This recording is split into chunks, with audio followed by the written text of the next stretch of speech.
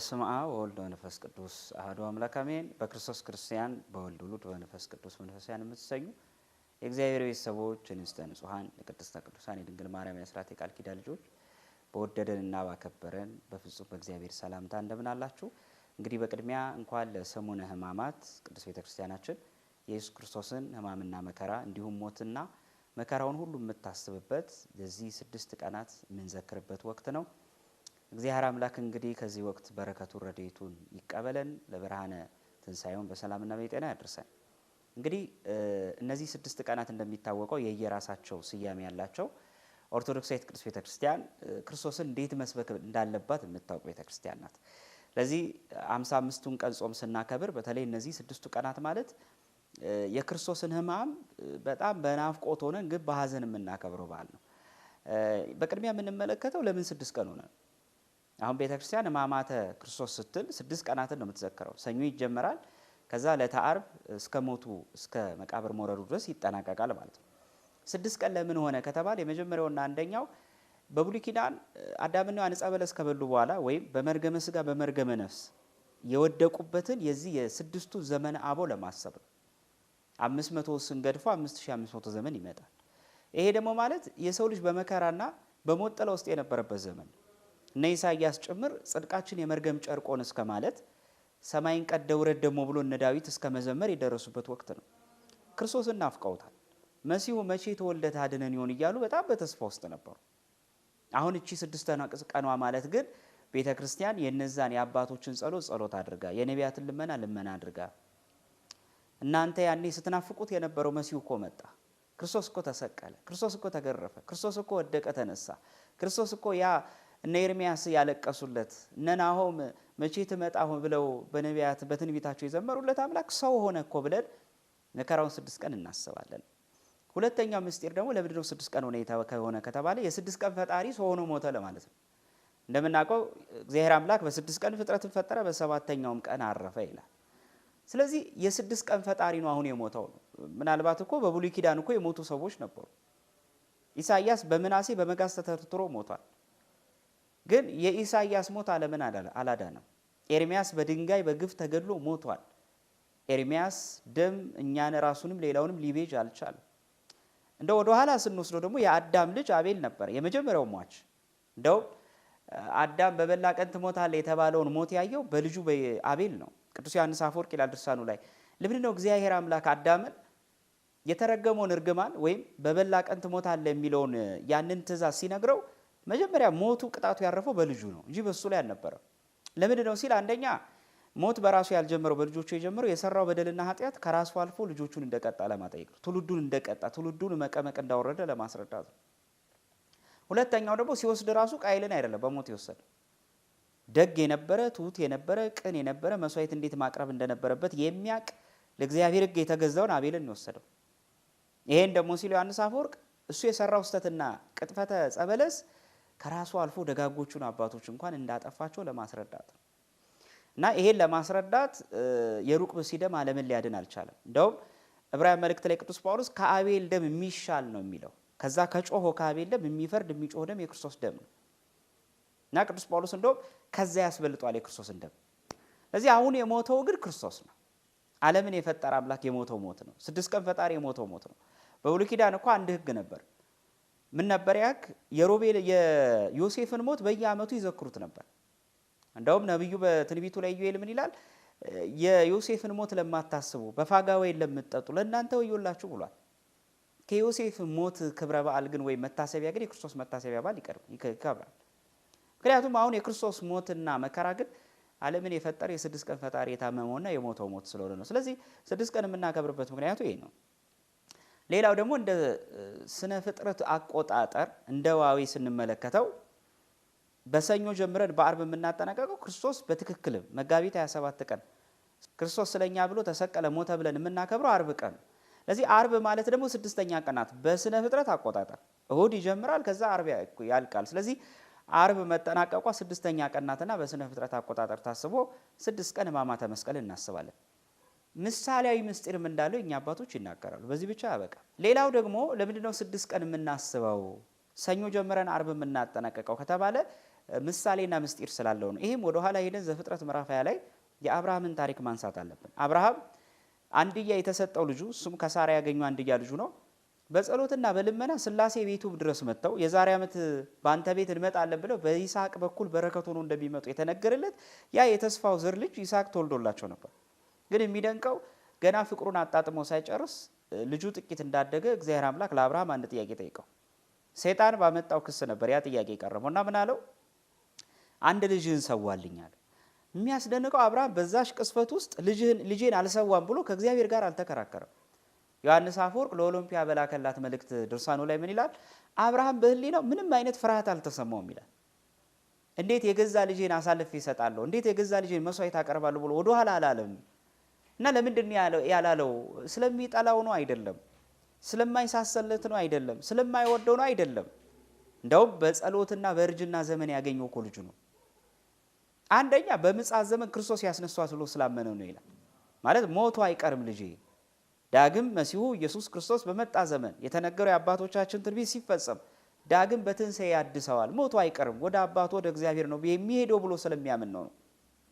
ሁለተኛው ደግሞ ለምንድን ነው ያላዘነው ከተባለ ከእግዚአብሔር የተጠየቀ ጥያቄ ሁሉ ፍጹም ነው ብሎ ስላመነ ነው። ምክንያቱም የሰጠኝ እግዚአብሔር ነው የሚወስደውም እግዚአብሔር ነው ብሎ አመነ እና ልጁን ይዞ ሄዶ 3 ቀን የፈጀባቸው ሞሪያ ተራራ ለመድረስ በሶስተኛው ቀን ግን ሊሰዋው ስለቱንና ካራውን ሲያነሳ ከሰማይ ድምፅ ሰማ።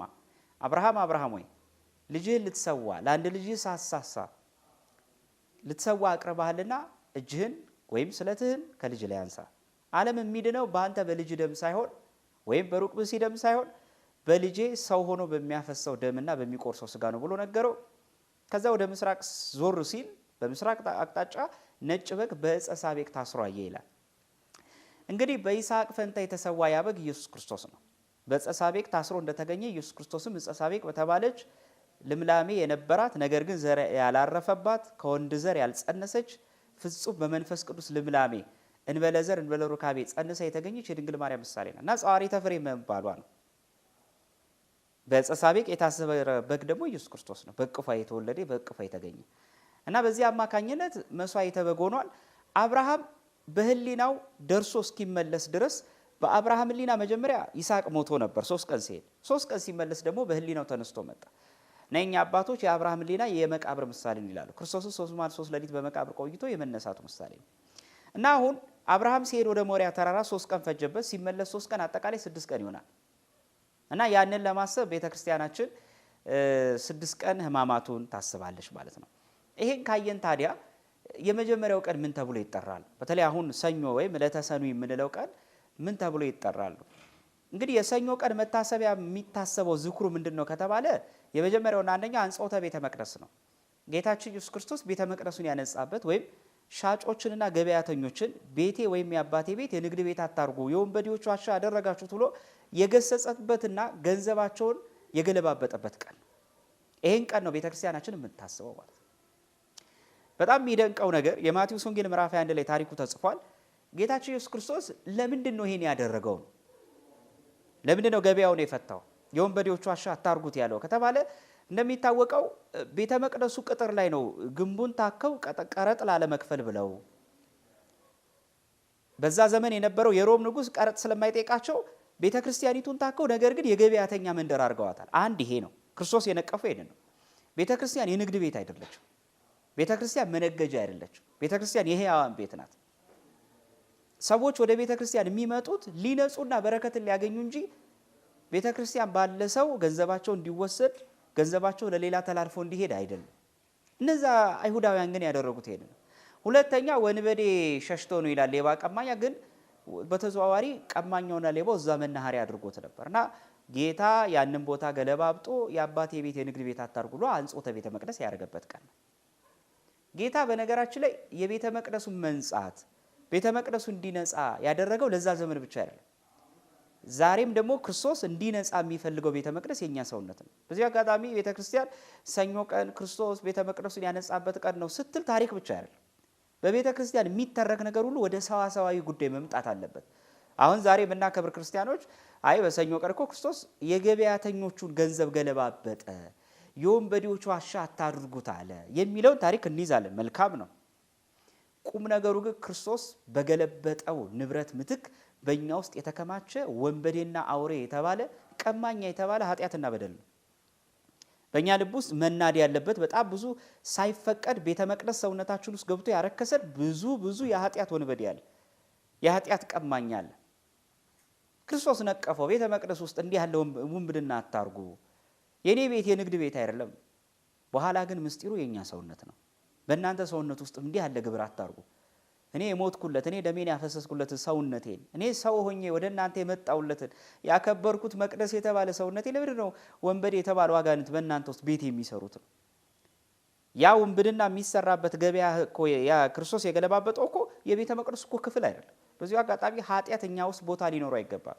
ለኃጢአት የተመቻቸ ክፍል የለንም። በእኛ ልብ ውስጥ መንገስ ያለበት ክርስቶስ ብቻ ነው። የክርስቶስ ስጋና ደም ብቻ ነው። ኃጢአት ሊነግስ አይገባውም። እና አንጾተ ቤተ መቅደስ የሚለው በኢየሩሳሌም ቤተ መቅደስ ብቻ የቀረ አይደለም። እስራኤል ዘነፍስ በተባለ በእኛ ዳግም ኢየሩሳሌም ቤተ መቅደስ በተባለች በእኛ ሰውነት ውስጥም ክርስቶስ ዘለዓለም ሲያነጻ ይኖራል። የዛሬዎቹ ይሄንን ንብረት የሚገለባብጡት ወንበዴና ቀማኛን የሚያባርሩን የኛ ክርስቶሳውያን በአዲስ ኪዳን ካህናት ናቸው። በነገራችን ላይ ዛሬም እኛ በልባችን ቤተ መቅደስ ውስጥ የማይሆን የኃጢአታዊ ንግድን ስንከፍት ካህናት አባቶች በንስሐና በቀኑና ይህን ሲያስወግዱ ይኖራሉና የመጀመሪያውና አንደኛው አንጾተ ቤተ መቅደስ ተብሎ ይጠራል። ሁለተኛው ደግሞ መጠሪያ ስሙ ወይም ይሄ የሚታሰብበት መርገመ በለስ ተብሎ ይጠራል። በጣም የሚያስደንቀው ነገር ጌታችን ኢየሱስ ክርስቶስ ዕለተ ሰንበት ለሆሳዕና ቤተ መቅደሱ ዞሮ ዘንባባና ልብሳቸውን አንጥፈውለት ያንን ስርዓት ከፈጸመ በኋላ በነጋታው በማለዳ ተራበ ይላል የማቴዎስ ወንጌል ምዕራፍ 21 ላይ። ጌታ በማለዳ የተራበው የግዳጅ ረሃብ መጥቶበት አይደለም። በነገራችን ላይ ምናልባት ብዙዎቻችን የምንራበው ሁላችንም ሰው የተባለ ፍጡራን የሆንን የምንራበው ረሃብ የሩቅ ብእሲ ስለሆነ የግዳጅ ረሃብ ነው። በዚሁ አጋጣሚ የክርስቶስ ሰውነት ንዴት የራቀላት ሰውነት ናት። ንዴት የራቀለት ሰውነት ምን አይነት ነው? ንዴት ማለት በግዳጅ የሚመጣ መራብ፣ በግዳጅ የሚመጣ መውደቅ መነሳት ነው። ክርስቶስ ተገዶ አልተራበም፣ ተገዶ አልተጠማም፣ ተገዶ አልተገረፈም፣ ተገዶ አልቆሰለም። እያንዳንዱ ያደረጋቸው ነገሮች ሁሉ የፈቃዱ ናቸው። አይሁዳውያን መጥተው ሲይዙት እንኳን በፈቃዱ ነው የተያዘላቸው። ሲገርቡት በፈቃዱ ነው። የሸዋ አክሊል ሲያደርጉለት በፈቃዱ ነው። ተጠማው ሲል በፈቃዱ ነው። ምክንያቱም ተጠማው ያለው በፈቃዱ መሆኑን ያወቅነው ቃና ዘገሊላ ላይ ውሃውን ወደ ወይን ሲቀይር ስላየነው ነው። ተራበ ተብሏል። አዎ የተራበው በፈቃዱ ነው። በፈቃዱ ባይሆንማ ኖሮ 5 እንጀራና 2 ዓሣ አበርክቶ ባላበላ ነበር። ክርስቶስ ጀርባውን ተገርፎ የደረቀ ግንድ ይዞ ቀራንዮ ሲሄድ አይተነዋል። ያንን የሕማም ቀን ያን ያደረገው ግን ተገዶ አይደለም፣ በፈቃዱ ነው ያደረገው። ለምን ካላችሁ በአንድ በኩል ደግሞ የማቴዎስ ወንጌል ላይ ጀርባዋ ጎባጣ የነበረችዋን ያችን ሕመምተኛ ሴት በፈቃዱ ሲፈውሳት አይደለም። የጎበጠችን ሴት ያቀና፣ እሱ ግን በቀራንዮ አደባባይ ላይ ጀርባው ጎብጦ እንጨት ግንድ ተሸክሞ ከሉጥስጥራ እስከ ቀራንዮ ሲሄድ ተመልክተነዋል። የክርስቶስ ሰውነት ንዴት የቀረላት ሰውነት ናት። ታዲያ ጌታችን ኢየሱስ ክርስቶስ በማለዳ ተራበ የሚለውን ቅዱስ ዮሐንስ አፈወርቅና ሌሎቹም ሊቃውንተ ቤተክርስቲያን ተርጉመውታል፣ አብራርተውታል። ምንድን ነው ሚስጥሩ? ይሄ በደንብ እንድትረዱት ይህንን ታሪክ ሁለት ወንጌላውያን የተረኩበትን ነገር ላነጻጽርላችሁ። ጌታችን ኢየሱስ ክርስቶስ በማለዳ ተራበ ይላል። ቅዱስ ዮሐንስ አፈወርቅ ረሃቡ የሰው ረሃብ ነው የሚለው። ያ የተራበው ረሃብ ሰው ርቦት ነው የሚለው፣ ድነት ርቦት፣ አዳማዊ ትውልድ እንዲድን ርቦታል ክርስቶስ። ተጠምቷል አዳም ከሲኦል እያለ የሲቃ ድምፅ እያሰማ ነው ለዘመናት። አሁን ውረድ፣ አሁን ተወለድ፣ አሁን አድነኝ። እነዛ ነቢያቱ ሲጮሁት የነበረው ጮት እኮ ሲኦል ድረስ እኮ አብሮ ሄዷል። በነገራችን ላይ ኢሳይያስ እኮ ምድር ላይ ብቻ እኮ ጮህ አልቀረም፣ በዛ በሲኦል ተጥሎም ያንን ጩኸት ቀጥሎታል። እና ያ የተራበው የክርስቶስ ረሃብ ይላል ዮሐንስ አፈወርቅ የድነት ረሃብ ነው፣ የአባቶቹ ረሃብ አድርጎ ነው። ኧረ ክርስቶስ ዛሬም የእኛን ረሃብ ይስማን። እንደ ሀገርና እንደ ቤተ ክርስቲያን በጣም ብዙ ረሃብ አለብን ዛሬም። ምናልባት በአዳም እርግማን አንጠየቅ ይሆናል በዚህ ዘመን፣ ብዙ ግን የነፍስ ረሃብ አለብን፣ የኃጢአት ረሃብ። እንደ ሀገር እንደ ቤተ ክርስቲያን የሰላም ረሃብ አለብን፣ ያለመዋደድ ረሃብ አለብን። ክርስቶስ በማለዳ ተራበ ይላል። ወንድምቶቼ በማለዳ ከመራብ እግዚአብሔር ይጠብቃችሁ። በማለዳ መራብ ግን ሌላው ትርጉም ምን እንደሆነ ታውቃላችሁ? የክርስቶስ ስጋውና ቅዱስ ደግሞ በሰንበት ቀን መራብ ማለት ነው። በማለዳ ቀድሳ የምታቆርብ ቤተክርስቲያን እንዳንራብባት እኮ ነው ጠዋት ተርበን ስንመጣ ስጋና ደሟን የምታቀብለን። በሰንበት ቀን ጠዋት ከመራብ እግዚአብሔር ይጠብቀን። ከቅዳሴ ረሃብ፣ ከኪዳን ረሃብ፣ ከጸሎት ረሃብ፣ ከዳዊት ረሃብ፣ ከውዳሴ ማርያም ረሃብ።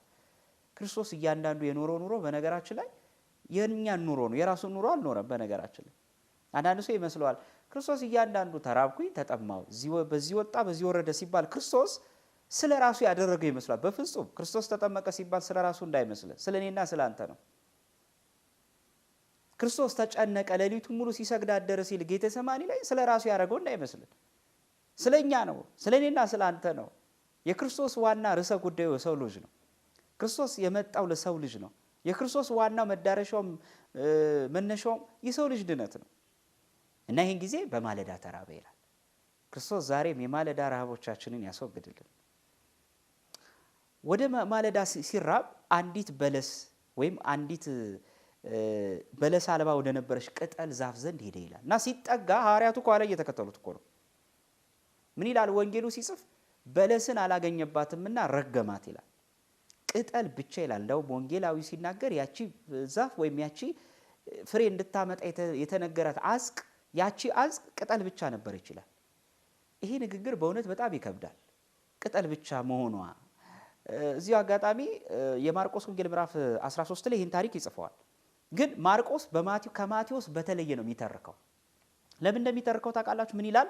ጌታችን ኢየሱስ ክርስቶስ ቅጠል ብቻ ነበረችና ፍሬ ስላላገኘባት ለዘላለሙ ፍሬ ወይም በለስ አይገኝብሽ ብሎ ረገማት ይላል። ማርቆስ ሲጽፍ ይሄን ምን አለ? ታሪኩን ወቅቱ አልነበረምና ይላል። ፍሬ የምትሰጥበት ወቅት ስላልነበረ ይላል። አሁን ዮሐንስ አፈወርቅ እዚህ ላይ ጥያቄ ያቀርባል። እንዴ ወቅቷ ካልሆነ ለምን ረገማት? ለምሳሌ በሀገራችንም አሁን በእርሻ ባህል ስንመለከት ሰው ያለ ወቅቱ ዘር በማይሰጥበት ፍሬ በማይሰጥበት ወቅት ላይ መሬቷን ፍሬ ስላልሰጠሽም ብሎ ገበሬ አይረግማትም። አትክልተኛ ወቅቷ ባልሆነ ጊዜ ላይ ይሄን ያህል ነገር ስላልሰጠሽም ብሎ ያለ ወቅቷ የትኛዋንም ነገር አይቆርጣትምም አይዘልፋትም። ጌታ ለምንድን ነው ታዲያ ፍትሐዊ ያልሆነ ነገር ያደረገ ይመስላል አይደለ? ክብር ይግባውና ለምንድን ነው ይሄን ያለው? ክርስቶስ ያለ ወቅቷ ነበር ያለውን ማርቆስ የተናገረውን ቅዱስ ዮሐንስ አፈወርቅ ሲተረጉም ምን ይላል? እያወራ ያለው ክርስቶስ ስለ ዛፍ ሳይሆን ስለ ሰው እንደሆነ እንድናውቅ ነው የሚለው። አያችሁ፣ ሰው ነው ወቅት የሌለው። ለመጽደቅ ወቅት የለውም ክርስቲያን። በእያንዳንዱ ደቂቃ ጽድቅ ከኛ መለየት የለበትም። እዚያቺ ዛፍማ እውነት ነው ወቅት አላት። ፍሬ ለማፍራት፣ ለመዘራት፣ ውሃ ለመጠጣት፣ የፀሐይ ብርሃን ለማግኘት ወቅት አላት። በሌሊት እኮ የፀሐይ ብርሃን አታገኝም። ለክርስቲያን ግን ፍሬ ዘወትር ከህሊናችንና ከልባችን ሊጠፋ የማይገባው ህይወት ስለሆነ ነው። እያወራ ያለው ስለ ፍሬ መሆኑን ሳይሆን ስለ ሰው እንደሆነ እንድናውቅ ነው ይላል ቅዱስ ዮሐንስ አፈወርቅ። እኔ ምን እንደሚደንቀኝ ታውቃላችሁ? ክርስቶስ በወንጌል ውስጥ ተመለከቱት። ሰው ሲያጠፋ፣ ሐዋርያት ሲያጠፉ፣ ህዝቡ ሲያጠፋ፣ አይሁድ ሲያጠፉ ቀጥታ እነሱን አይናገራቸው ወይም አይረግማቸው።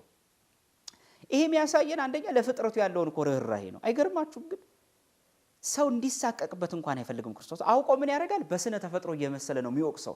አጠገቡ ያለ የሆነ ዛፍ ይመርጥና ይሄ ዛፍ እንዲህ ይልና ግን እያወራ ያለው ይሄኔ አጠገቡ ላለው አይሁዳዊ ሊሆን ይችላል።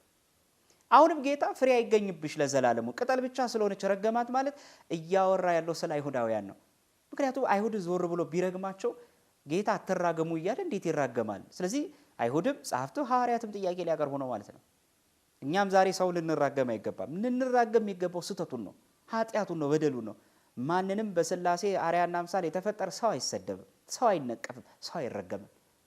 ነገር ግን ሊረገም የሚገባ እሱ ላይ ተጭኖበት ያለው ኃጢአትና በደል ግን መረገም አለበት እና ጌታ ምን አለ ይላል? በለስ ፍሬ አልተገኘባትምና ለዘላለሙ ፍሬ አይገኝብሽ አለ። ለካ እያወራ ያለው ስለ እስራኤልና ስለ ምድሯ ነው። በኢየሩሳሌም ስለነበሩ እነዛ ልባቸው ስለጠመመ አይሁዳውያን ነው መርገመ በለስ አሉት ሊቃውንተ ቤተክርስቲያን።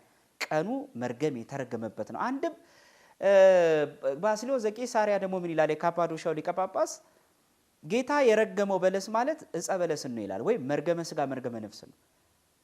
በአዳምና በልጆቹ ላይ ለዘላለም አትሰልጥኝ፣ ለዘመናት 5500 ዘመን ትውልዱን ወደ ሲኦል ስትጋርጂ የነበርሽ፣ በሞት ጥላ መካከል ባሪያ ስታረጊ የነበርሽ አንቺ በለስ የተባልሽ ሞትና ቁራኝነት ከእንግዲህ ደርቀሽ ቅሪ ነው። ለዚህ ክርስቶስ ዓርብ ዕለት ከተሰቀለ በኋላ ትንሣኤውን ከገለጠ በኋላ በአዳም እርግማን የምንጠየቅበት ያ የበለስ ፍርድ ተቆርጦልናል። ዛሬ በአዲስ ኪዳን ማንም ሰው በአዳም እርግማን አይጠየቅም። ነገር ግን በክርስቶስ ባለማመኑ፣ ባለመጠመቁ፣ ባለመቁረቡ እነዚህ ነገረ ድነታዊ ጉዳይ ባለማድረጉ ግን ይጠየቃል። ጌታ የረገመው ለካ በኢየሩሳሌም የበቀለችን በለስ ብቻ ሲሆን በገነት ተተክላ ነገር ግን ሞትን ያመጣች ዕፀ በለስን ጭምር ነበር። ቀኗን የእኛ ሊቃውንተ ቤተክርስቲያን ምን አሏት? መርገመ በለስ ብለው ጠሯት። ስለዚህ በዚህ ቀን ሊቃውንተ ቤተክርስቲያን ይሄን ሁለት ተግባር የሚያስቡበት ወይ እንድናስብ ያዘዙበት ቀን ነው። እግዚአብሔር አምላክ እንግዲህ ከዕለቱ በረከት ረድኤትን ያሳትፈን። ከስግደታችን ከጸሎታችን እግዚአብሔር አምላክ ልመናችንን ተቀብሎ ለብርሃነ ስቅለቱ ለብርሃነ ትንሣኤ በሰላም ያደርሰን ዘንድ የእሱ ቅዱስ ፈቃዱ ይሁንልን። ወስብሐት ለእግዚአብሔር አሜን።